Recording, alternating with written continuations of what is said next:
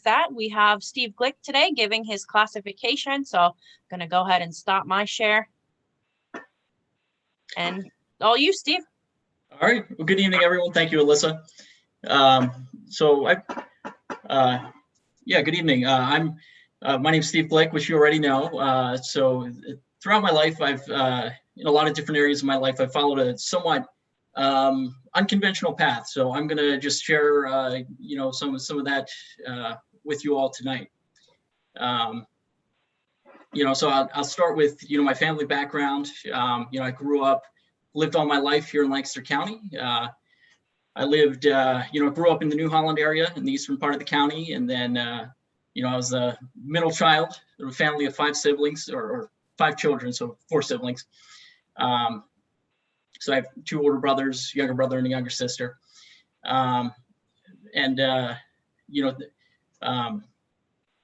grew up in a very,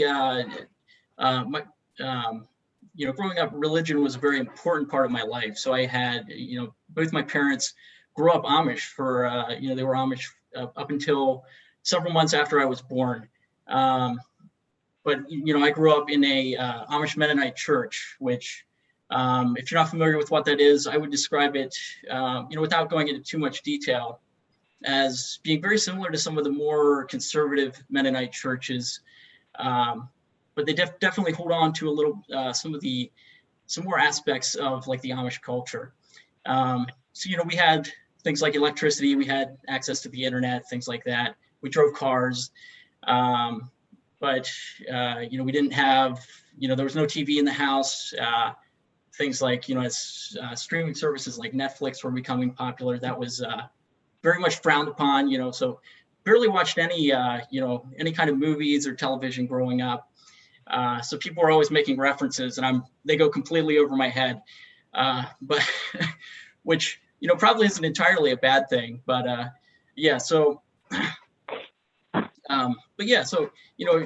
we went to church every Sunday. I went to a private school through 8th grade. It was very, it's something I learned a lot from. I'm not in that environment now, but it's something I definitely learned a lot from. I learned a lot of valuable lessons. One thing that was very important in that culture was work ethic. So, even when I was in high school, I was, working part-time, and at that point, the big thing was, I wanted to save up money to buy a car. And by the time I was 16, by the time I was ready to get my driver's license, I had saved up enough. I bought this beat up old Prius, and it was a very proud moment in my life. Everyone made fun of me for buying a Prius, but it was cool. It was, it's a very efficient car. I loved it. I was completely happy with that. And that's actually the same car I drive today. So, it's lasted me well. But yeah, so that's something, I've still, held on to since then. But yeah, so, in high school, really in middle school is kind of when I got into my current field. I started, I decided, I found out what I wanted to do for a living, and I started to learn to do it. So, as a kid, I followed my dad around doing everything. He was, I looked up to him. I always wanted to, I basically wanted to be him. And he, at the time, he was a software developer. And I saw this, I was like, I want to do that. So one day I told him, I was like, I want to learn this. I want to learn how to do it. Can you teach me?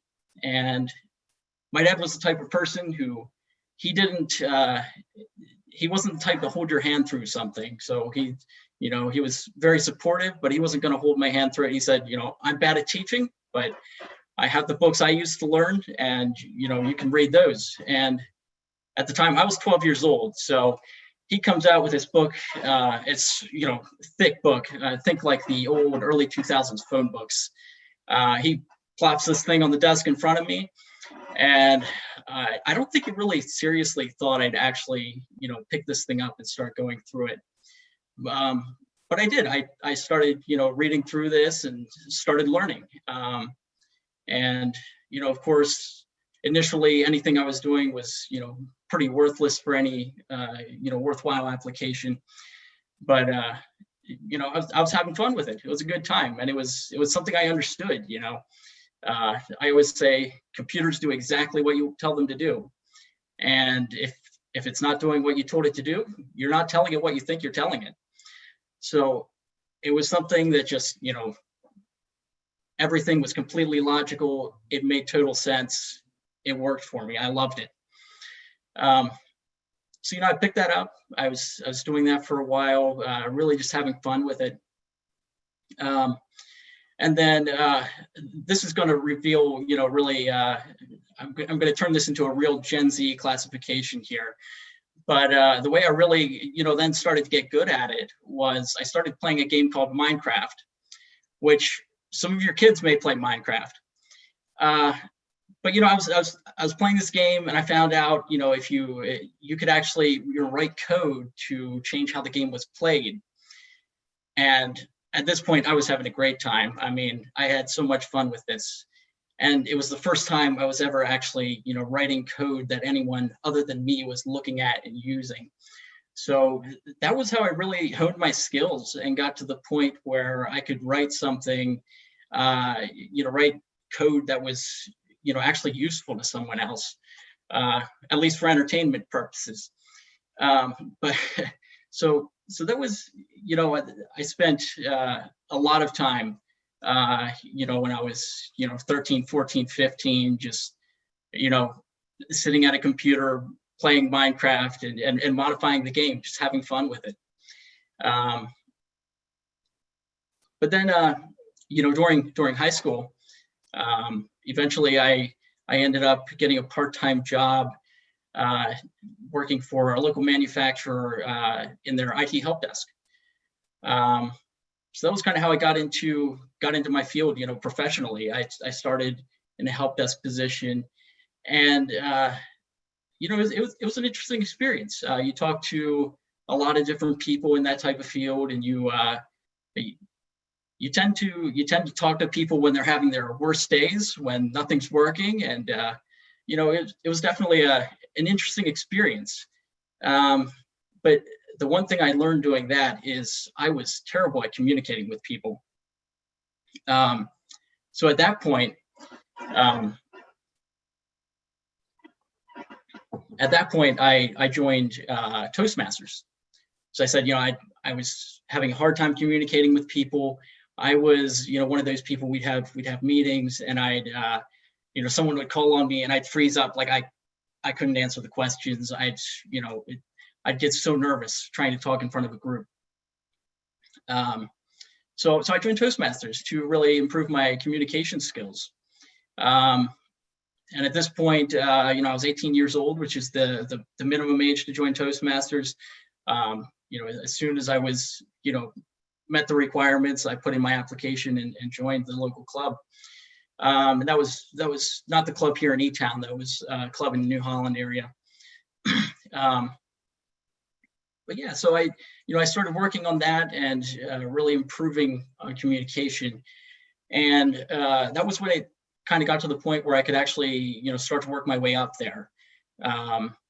And eventually I transferred from, the help desk position to a software development position at the same company.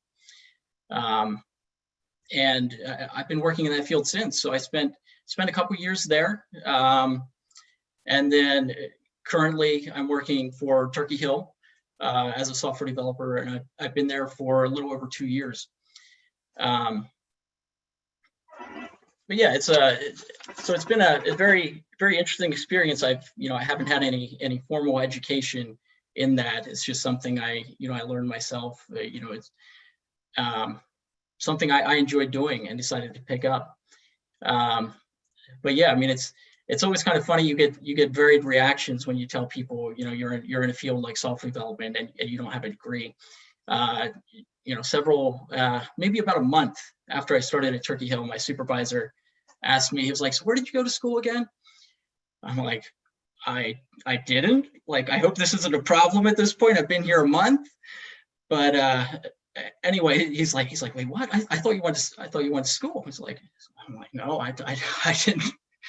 But he was okay with it. It wasn't a problem. I'm still there now. Yeah, so that was a funny experience, to say the least.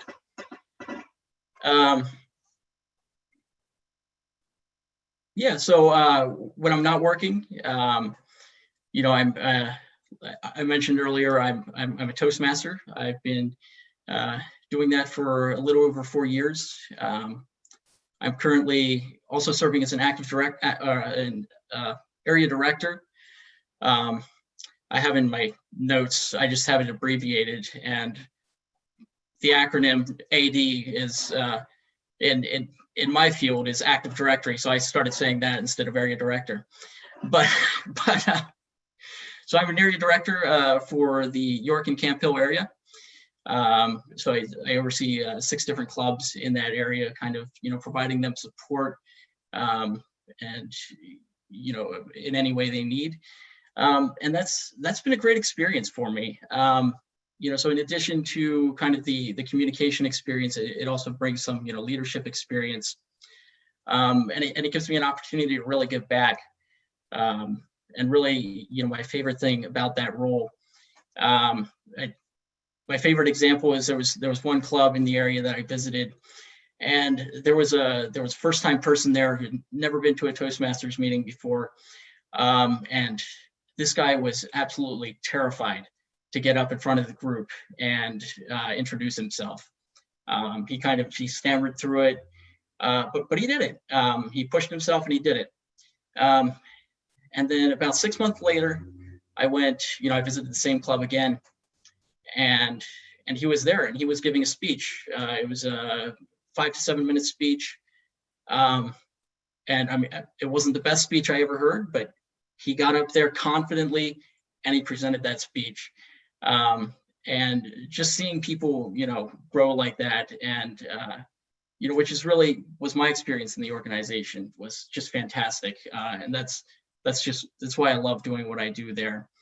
And then it was also through Toastmasters that I was introduced to Rotary. When the local club here in Etown started, I joined them, and I met Dennis, and he told me I should come out to a Rotary meeting.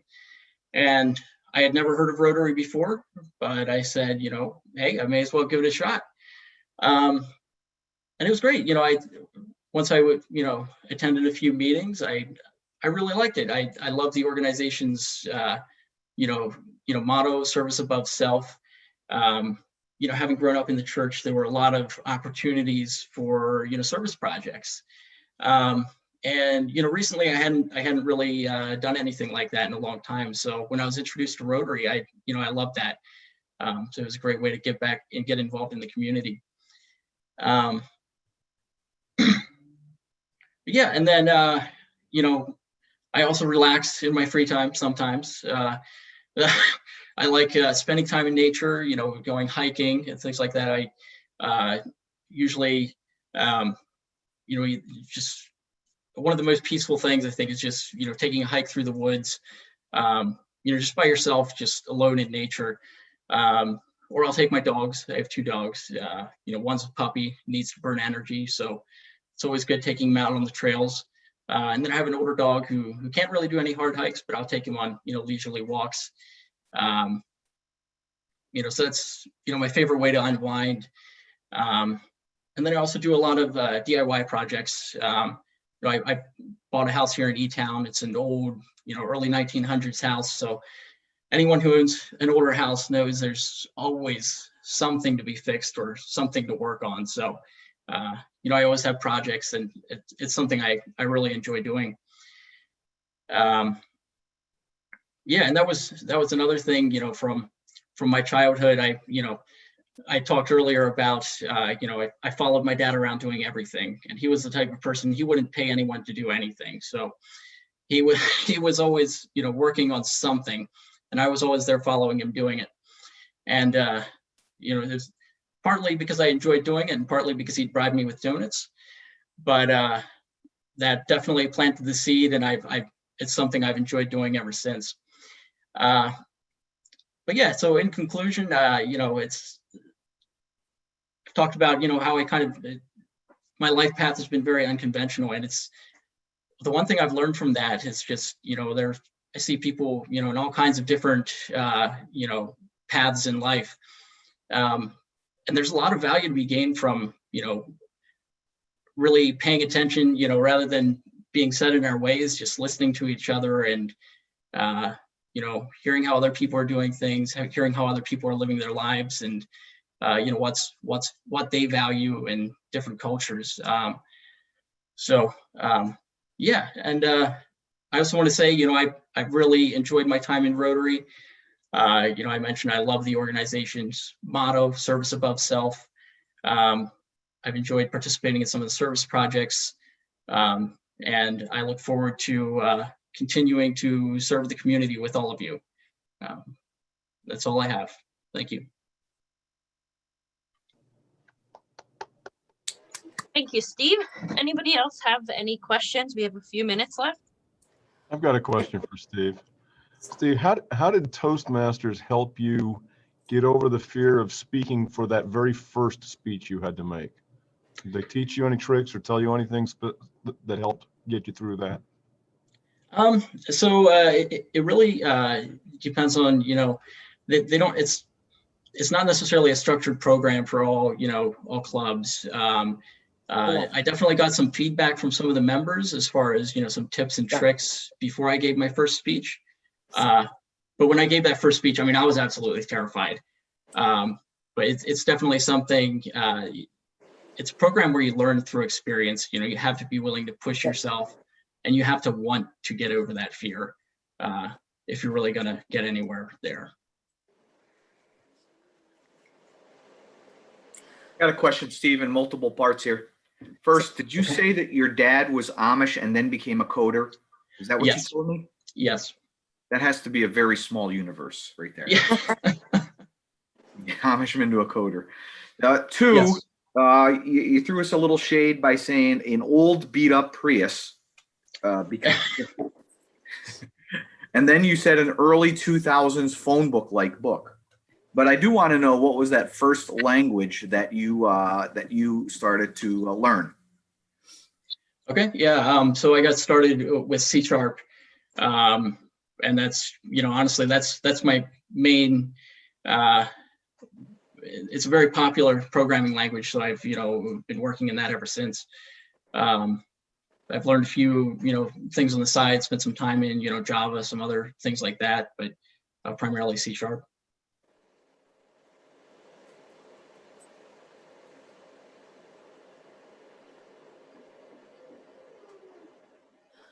Okay. I just had to laugh. I'm 60 and I actually played Minecraft. Nice.